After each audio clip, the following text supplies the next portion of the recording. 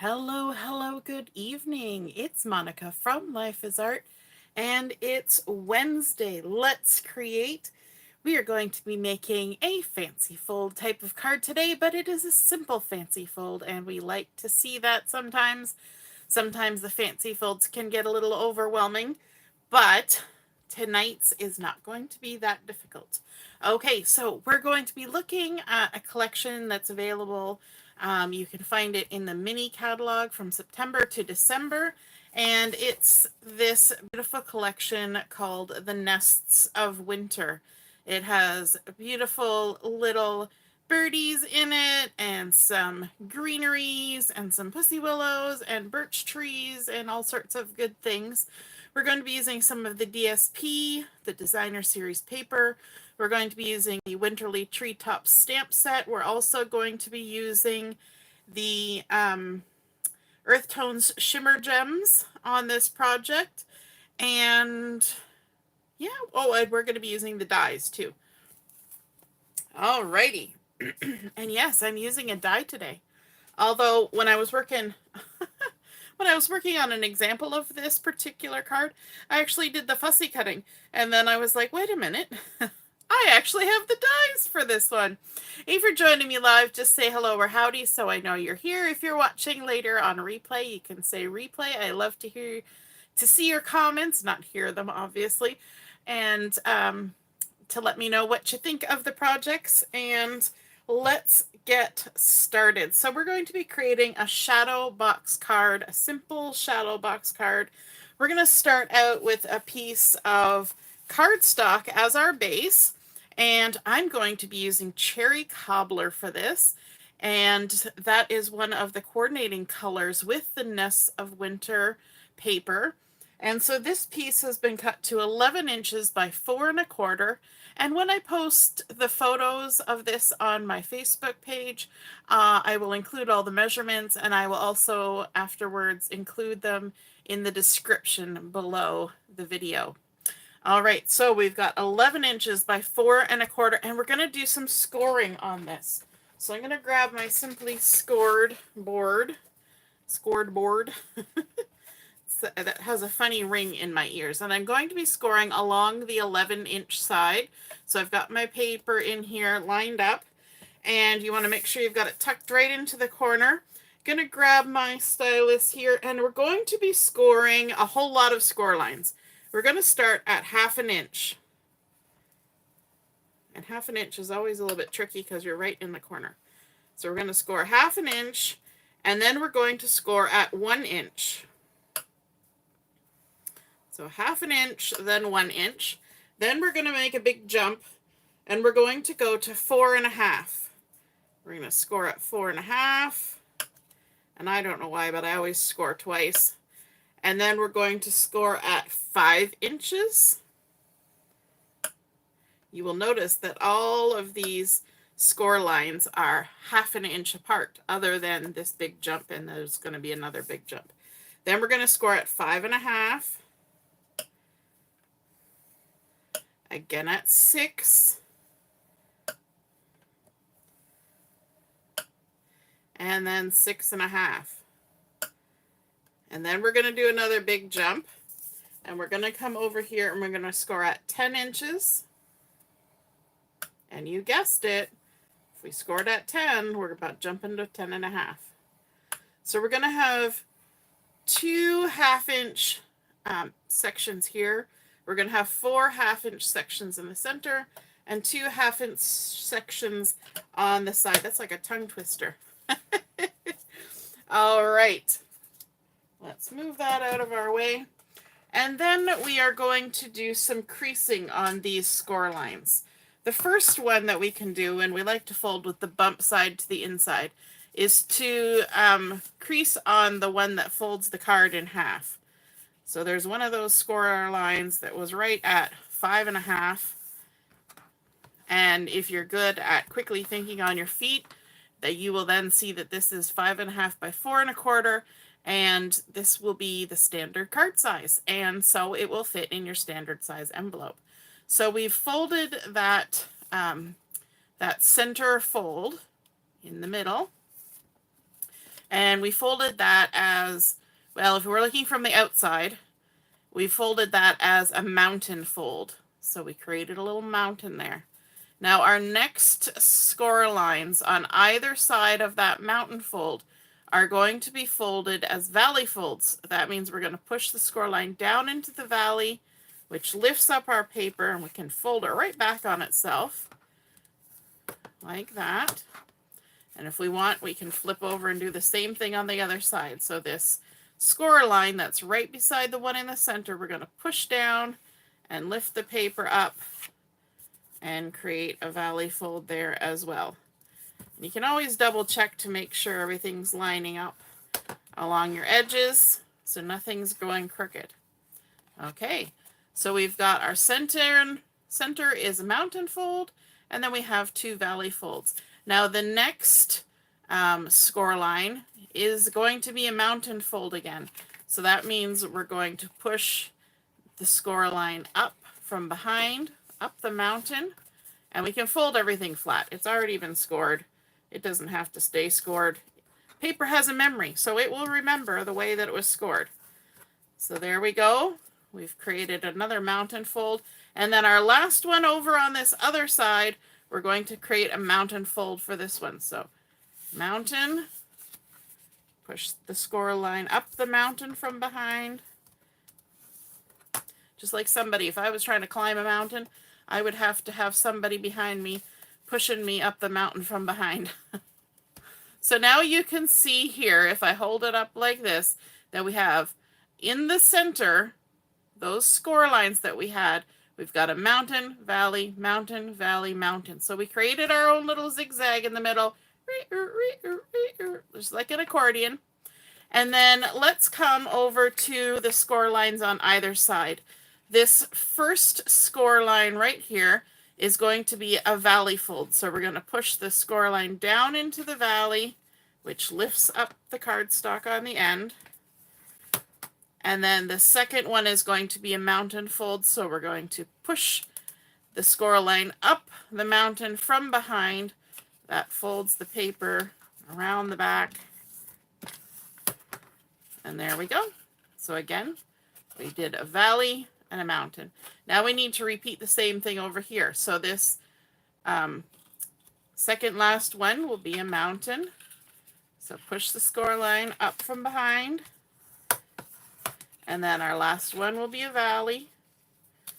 We're just doing sort of mirror image on either side. And what is going to happen now with all of our mountains and valley folds is if we take our 2 ends and we pinch them together, see those 2 little 1/2-inch tabs there, and then we come to this center bit and we pinch those 2 half pieces together, you see that we've created a little box in the middle, and that is going to become our shadow box. How cool is that? Alrighty. Now, if anybody's put anything in the chat, I'm sorry, I'm not seeing anything coming up.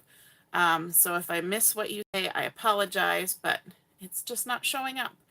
I could refresh my screen to see if that helps, in case I miss somebody saying hello or howdy.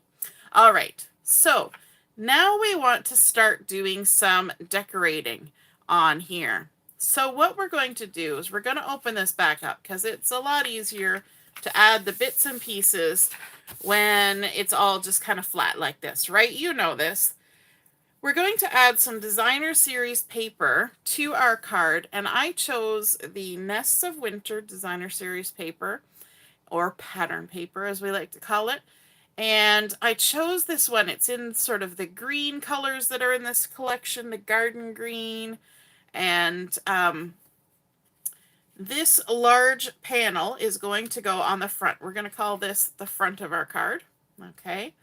And this piece has been cut to 3 3/8 by 4 1/4. And then we also have 2 little pieces. And I decided to do my 2 little pieces the same pattern paper, but you could do these as a different pattern if you wanted. I just decided to keep them the same. And these are 3/8 of an inch by 4 1/4. So they're just halfway between 1/4 of an inch and 1/2 an inch, 3/8 of an inch. Hey Mom, nice to see you're watching.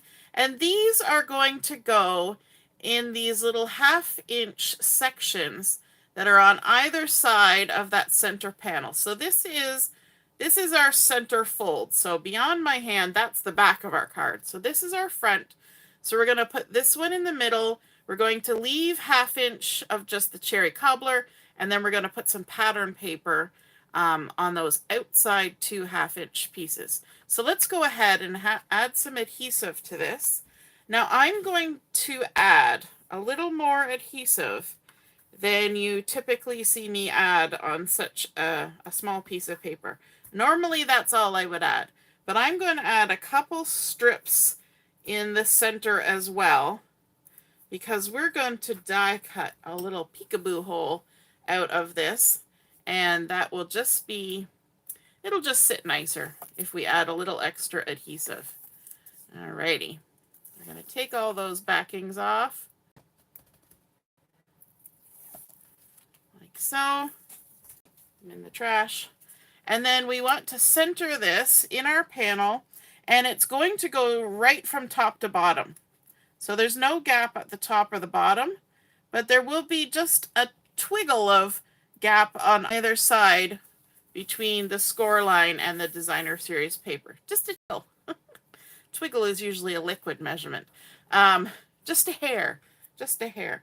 But let's add some adhesive onto the backs of these little 3/8 inch strips, and then we can add those to our 1/2 inch sections.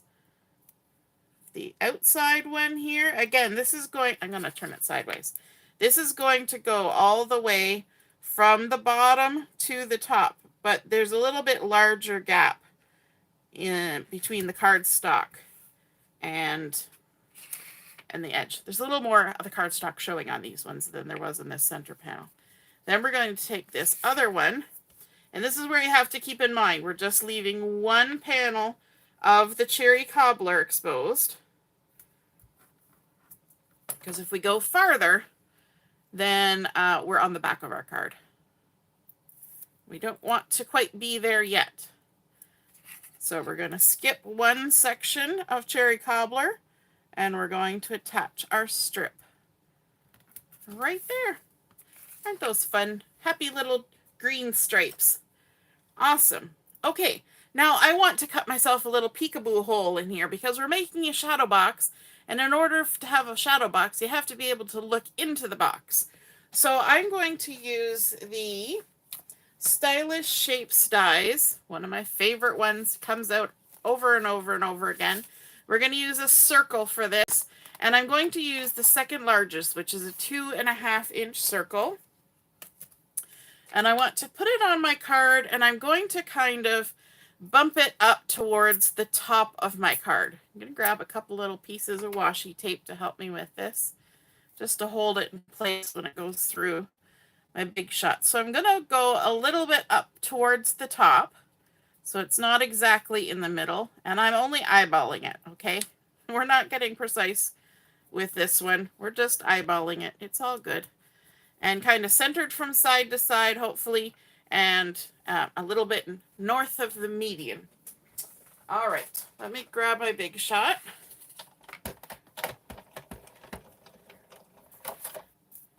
We're going to make our little sandwich, and we're going to run it through.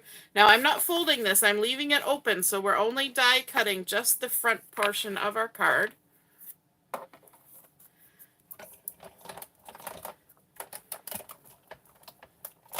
Just going to run that through there like that.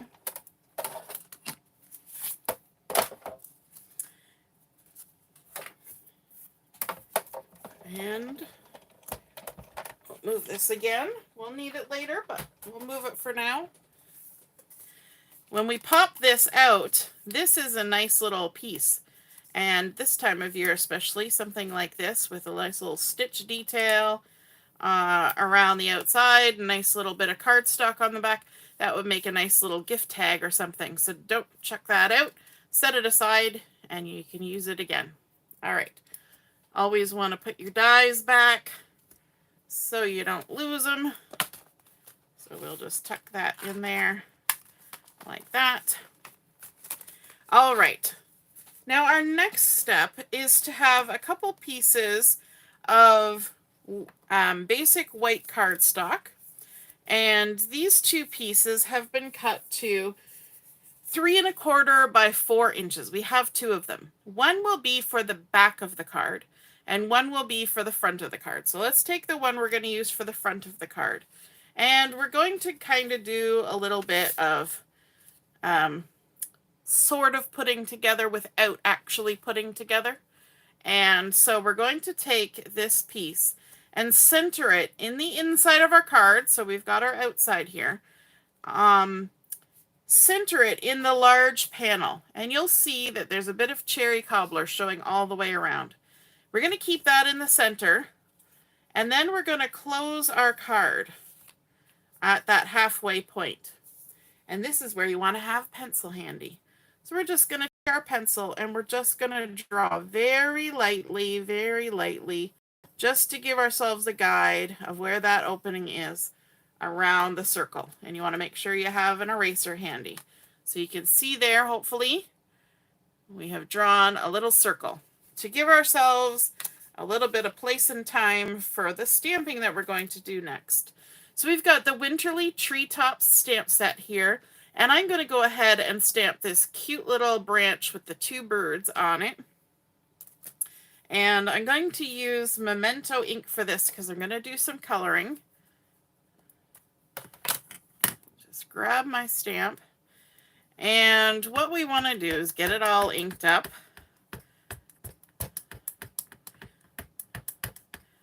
Nice big stamp.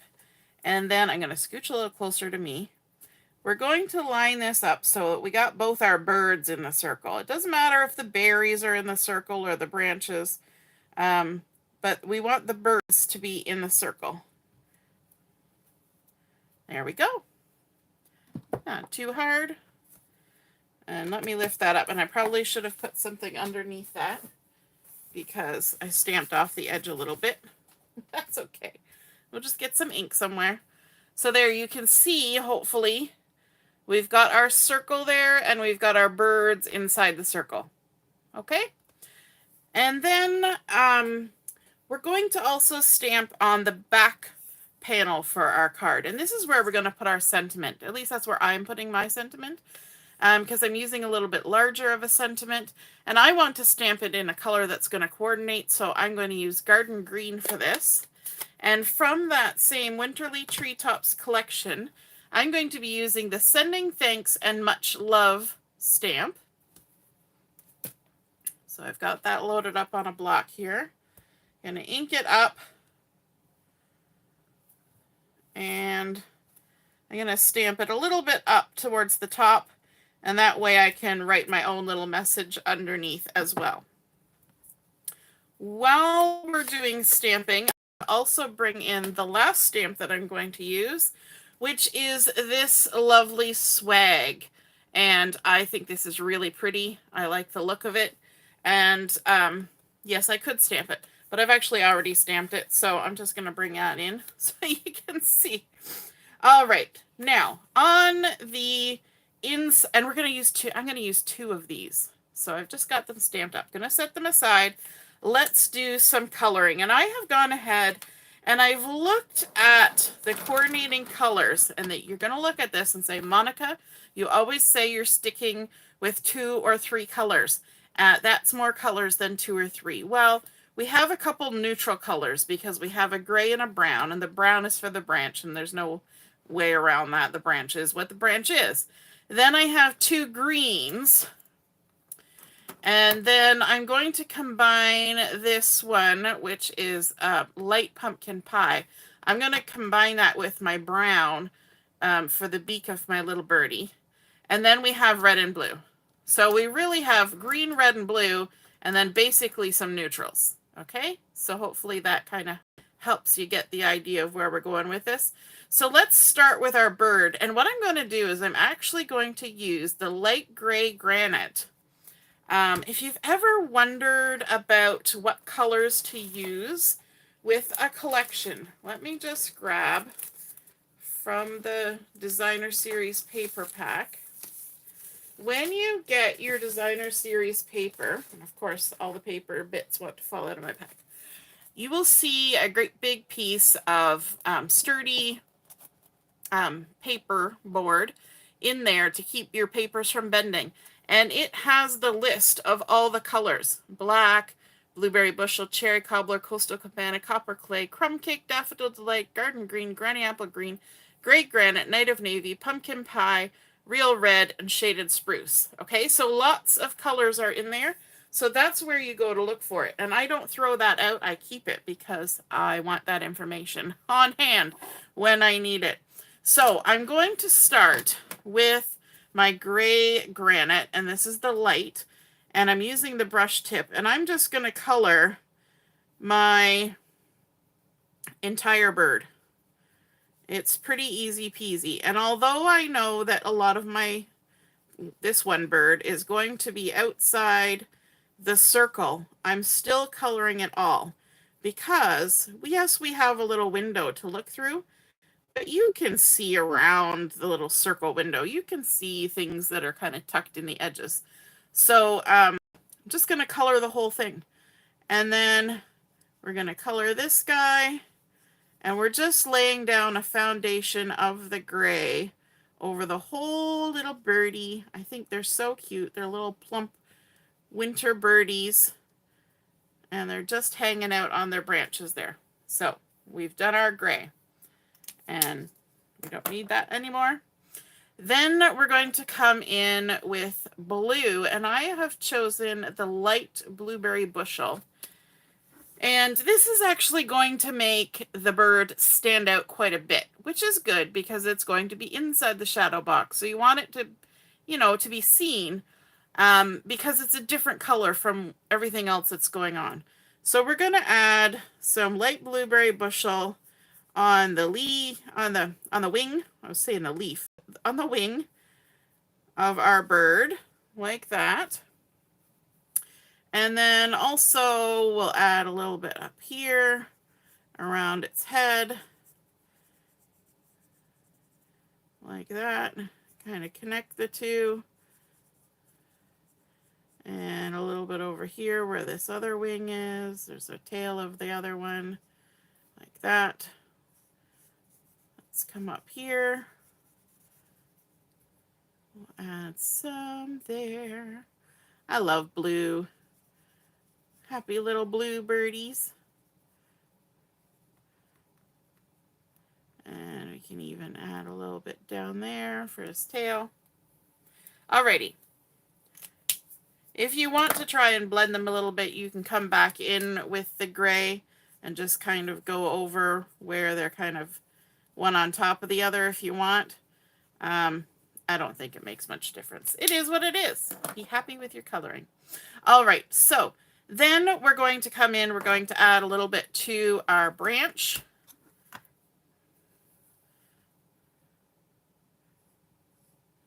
With what color? Dark pecan pie. Again, I'm just using the brush tip for all these because I find it's got a nice little fine point. And if you don't press down, it stays as a nice fine point and it gets into all those little bits of the branches. And even our little berry cluster, we'll add a little bit there too. And then let's color the berries while we're at it. So I've got the light real red. And when I've been coloring these berries, what I've been doing is any of the ones that have this little extra circle, I just leave that little extra bit white, because quite often you see berries in the wild and they've got little white bits on them. So we can pretend that that's what we're doing. We're not just missing a spot. The other thing you could do would be to color it all with the red and then use the color lifter marker, but that seems like a lot of work. We'll just go with that. So that we're done with those two, and then we're going to bring in the light pumpkin pie and just add a little bit of color on the beaks. And I liked having that gray under there to just sort of tone down the orange. And we don't need our green yet. That will come later. So we've colored now our little birdies. They look so cute. They look all fluffy and ready for winter. And we can come in and just remove any of the pencil lines that are still visible. Some of them aren't visible because they have now been covered up by stamping and coloring and all that. So there we go. Okay, let's add this to our card base. We're going to put some adhesive on the back.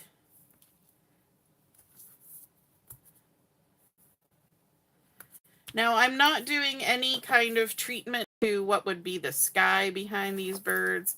I'm just leaving it as is. It's a shadow box. It's got some stuff going on, and it's all good. All right, so now we're just going to center it back in this space, and hopefully it'll be approximately where we had it before. And we can even come in and check. Look, there, we can see our birdies. That's what we were going for. And if we pinch those two ends and give it a little squeeze to open up the box, you can see that we can still see all those little bits that weren't inside that circle, right? So that's why we wanted to make sure those got color. Now, our branch does kind of end there. If you were persnickety, and sometimes I am, you could take a little black pen and just extend those branches over, but I'm not going to worry about it. I'm just not. It's not a make it or break it for me. So, so that's the inside of our box completed. And so now we can stick our box together. So what we want to do is we want to add some adhesive, and we're going to add some adhesive first to this very outside 1/2 inch on the right hand side. And I'm going to put one strip down because it's a 1/2 inch and this is a 1/4 of an inch. We're going to put one strip down and then we're going to put another strip beside it so that the whole thing has got adhesive on it. This would be easier with the take your pick tool. Okay, so we've done this one. Now we need to remember that we're leaving a section of cherry cobbler on either side, just like we did on the front with our designer series paper. And we're going to go to this second one away from the large section, and we're going to add some adhesive there. So always leave that one gap of blank space. I'm just going to go ahead and stick both of them on at the same time because, you know me, I do this all the time. There we go. And then let me grab take the pick tool to make my life easier. And just lift that backing off if I can. I'm trying to take all the adhesive with it too. Because I didn't burnish it down very well. I find that that is probably my biggest problem. So I don't burnish that stuff. I just stick it on and rip the backing off and squish it when I'm done. Okay, now to put this card together, we remember that this is our center fold. So we're going to fold on that center fold, which is one empty section and one adhesive section, staying flat on the page or on the mat. And then we're folding. So that one is going to get stuck, and we're going to keep just laying it down. And if we just keep laying it down and squishing it down flat, then this end will line up as well. And our two ends are now adhered together. And look at that, he even stands up for display, which, you know, that's what you want. You want your nice little shadow box card to be displayed. So there, we've got our base card done. Let's add a little bit of embellishment to this. We stamped up those little swags. And so let's do some coloring on those. I'm going to bring in my greens now. And the first one I'm going to use is the light shaded Spruce. I don't have garden green in the Stampin' Blends yet, or I probably would have used that color. So I've got light shaded Spruce and dark Granny Apple, which is also a coordinating color. So we're going to go ahead and do some coloring. I'll color closest to me. I'm going to do some of the bigger leaves with this shaded Spruce, the darker color. It's the light shaded Spruce, but it's darker than the Granny Apple green. So we're going to do these first. And again, I'm using the brush tip because that just gets into all the little nooks. We're going to do these leaves in the center. And if you're like me, you find that the easiest thing to do is to move your piece of paper around when you're coloring. On a video, it's a little easier if I don't move it too much, but in reality, it's much easier to color if you can move it so it's in a good position for your hand. There we go. And then let's do these other little leaves that match the other side. These are kind of mirror images from side to side.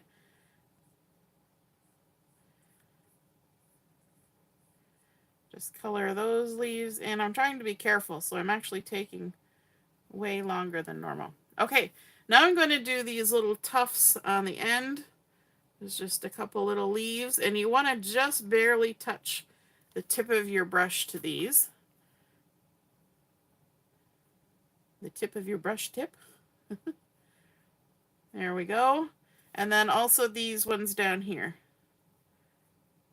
Just because. I'm only using 2 colors of green because more than 2 would be too many, in my opinion. Because we already have garden green on our designer series paper. And now we're adding shaded spruce, and we're adding granny apple green. Now the granny apple green is sort of in that paper as well.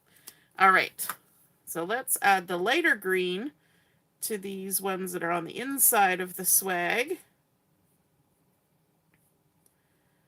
The bifocals are coming in handy for this, I must admit. That when I was doing a lot of coloring over the last year or so, I was basically working blind in a blur because I couldn't really see. So if I went outside the lines, it does not shock me. All right, we also have a little bit of branch here, so we're going to bring back in our dark pecan pie.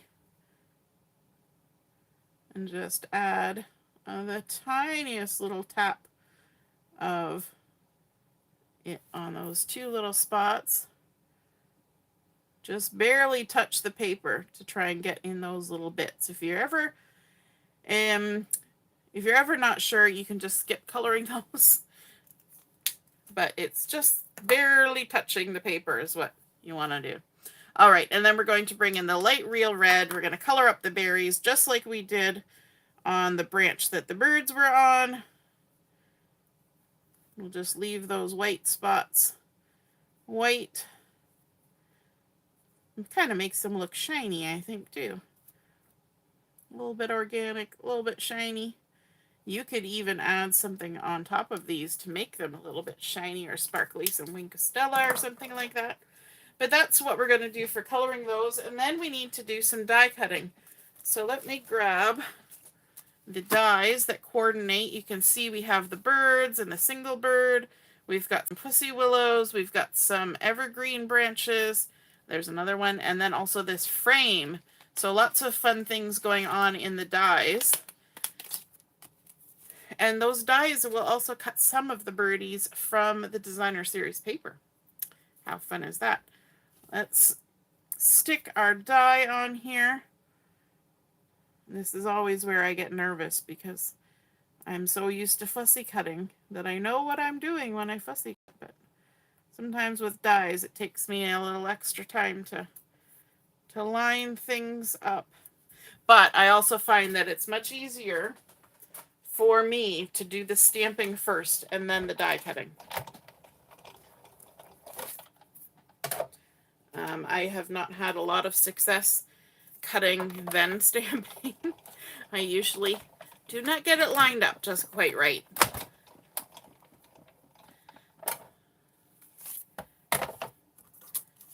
And that's a me thing, not a product thing. That's just my hand-eye coordination. Alrighty, so now we've got that nice little swag all cut out. We can bring back in our little birdies, and by the power and the magic of Facebook, I magically have 2, because I said we were going to use 2 little swags. So what we're going to do is we're going to attach these on either side of our little shadow box opening, like so. And I want to even add them on with some foam tape. sorry, not foam tape, Stampin' Dimensionals. Let me grab that and my paper snips. And I really want to use these little bits along the edge because I actually want little bits. So I'm just going to snip these little half-size dimensionals and then put them along the outside edge because I don't want to have any that are going to end up touching the inside. So we're going right along the edge of the little swag like that. And then we can take our backings off.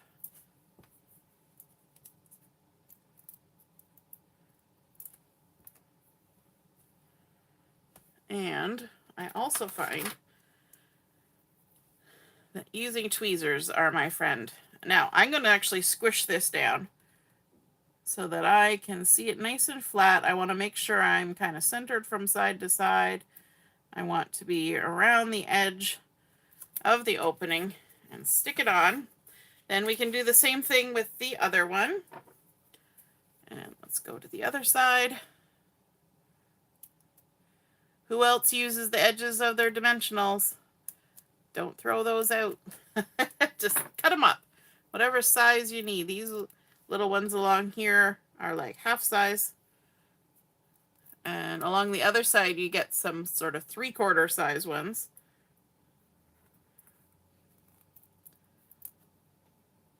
I always figure they're nice little bonuses.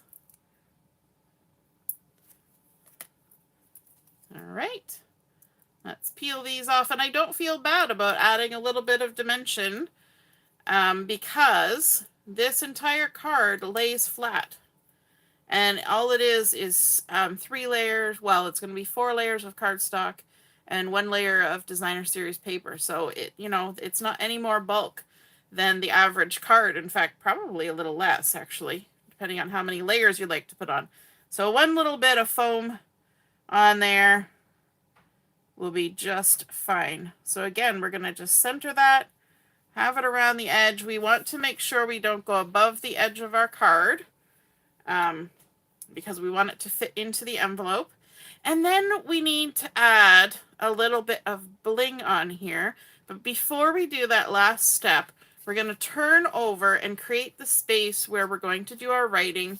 So we have that other basic white panel that we stamped with our message, and we can go ahead and adhere that in this larger section on the back of our shadow box card.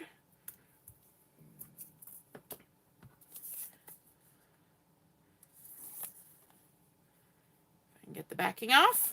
There we go. And this will get centered. And there will be cherry cobbler showing all the way around. If you want, you can add a little bit of extra decoration there. You could do other stamping on there, but I want to leave some space for doing some writing. So let's turn it back over, and now we're going to bring in our Earth Tones Shimmer Gems. Aren't they so pretty? Lots of glittery goodness on there.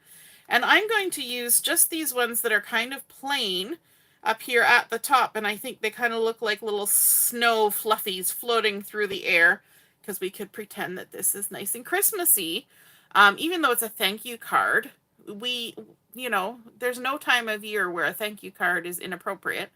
And so we're going to be adding a little bit of glitter, a little bit of glam inside here. Let's make a little bit of snowfall on our little birdies. And so do a big and a little, and then we'll put another little one over here. And then we'll grab another big one and we'll stick it right here on the outside because we didn't put a sentiment down here. Now, if you had a nice little skinny sentiment, you could use that area for your sentiment. But I just thought it was nicer to have the window a little higher up so that it's a little bit up from whatever surface it's standing on.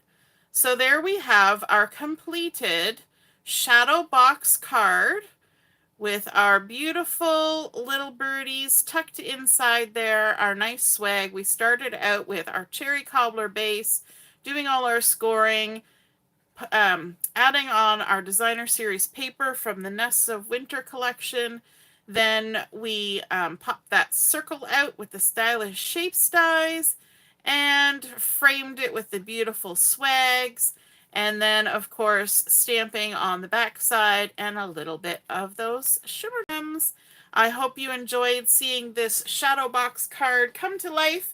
And if you feel inspired to create one of your own, be sure to take a photo of it or several photos of it. Post it in the comments under where I post the picture of my card on the Facebook page, and then we can all see and be inspired by your artwork. I hope you enjoyed that. Have a wonderful evening, and we will see you again soon. Don't forget, our crop starts tomorrow. Toodaloo. Bye.